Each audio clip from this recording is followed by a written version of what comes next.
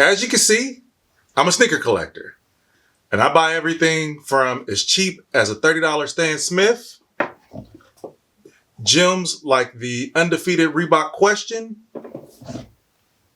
something hard to find like the Bodega Saucony, but I also do my general releases like the Jordan 6 Carmine. I have a personal preference of only buying authentic. I don't like dupes. I don't like reps. Trust me, this is not at all about sneakers. Let's talk through this. I smell like heaven. Can you feel it too? Like roses and amber dipped in morning dew. I smell like heaven, and it's all for you. Oh, it's all for you.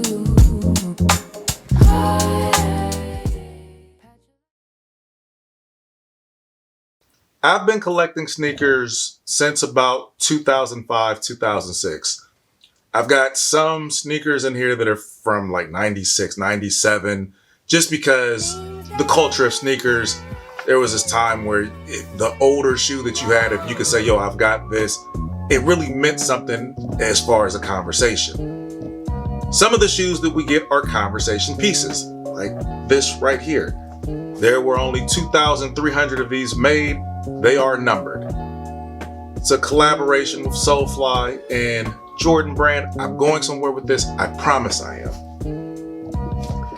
In the sneaker community, it's kind of frowned upon to buy a dupe or a replica.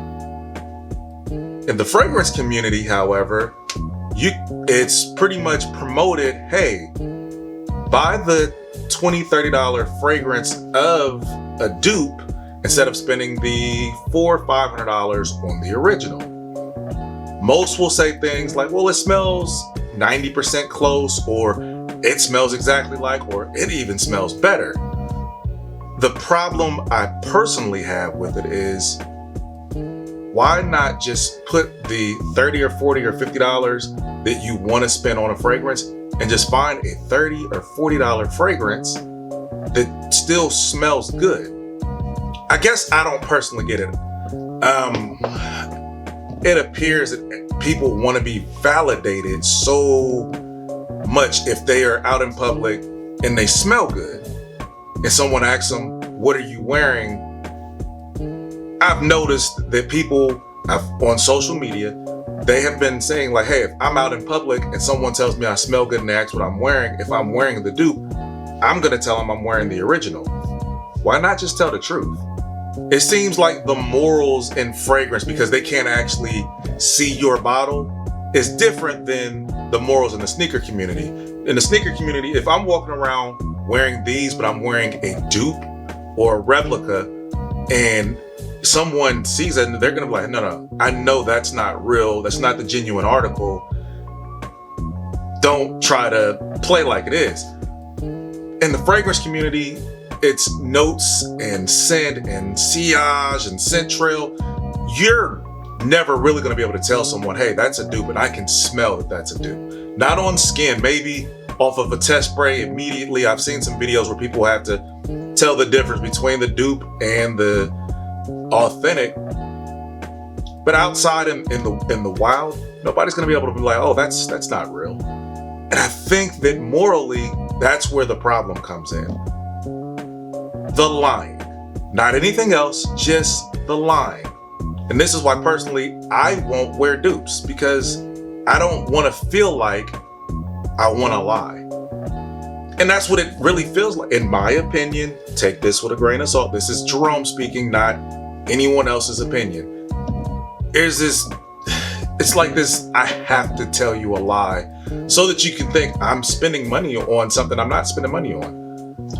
I have fragrances that cost $20. I have fragrances that cost $500. My personal preference is I don't want to buy something that is to be a replication of something unless it was an accident. Like maybe there are some notes that happen to be the same in this scent, not intentionally, not trying to be inspired by, but like You might use some bergamot, you might use some black pepper. Next thing you know, well, this kind of smells like Aventus. Well, it wasn't intentional because my base note, my mid note, something different. My thing is preference is preference. Some people just don't want to spend a bunch of money on fragrance. I get it. There are people who also don't want to spend a bunch of money on shoes. Right around the time of TikTok and fashion really becoming a huge ordeal, replicas just really got out of hand. And it was because the sneaker community between StockX and GOAT and values of sneakers, it just went haywire. Things like a Travis Scott Jordan was a very sought after shoe. People did not want to spend the $1,000 to $2,000 to buy the Travis Scott Jordan.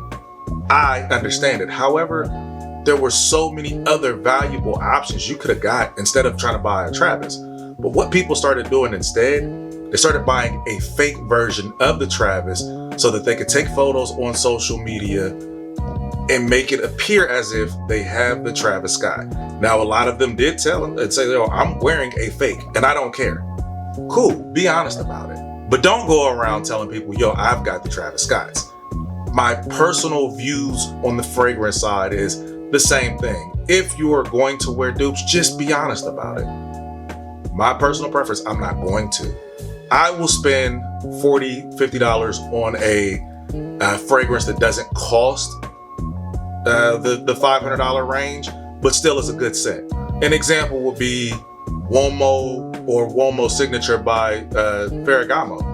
You can go buy those all day long for $30. They don't smell like they're trying to be the new Baccarat or inspired by a Creed scent. It's just a good scent that is original. My views are, and this is just because I've seen it so often recently, I've seen collections of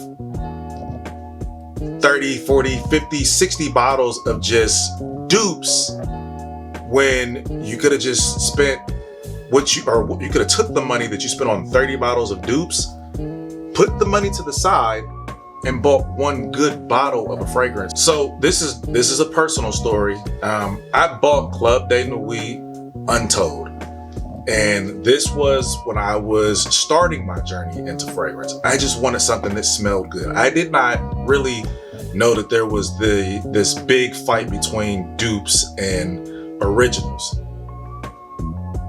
I bought it. It was like $30 on a wholesaler website. It may have been like Joma Shop or Fragrance Net. I'm not for certain, but I bought the fragrance, and I bought it because I watched the video, and the video I watched didn't explain at the time that it was a dupe. It just explained the notes, explained it's a good scent, explained the projection, explained the longevity.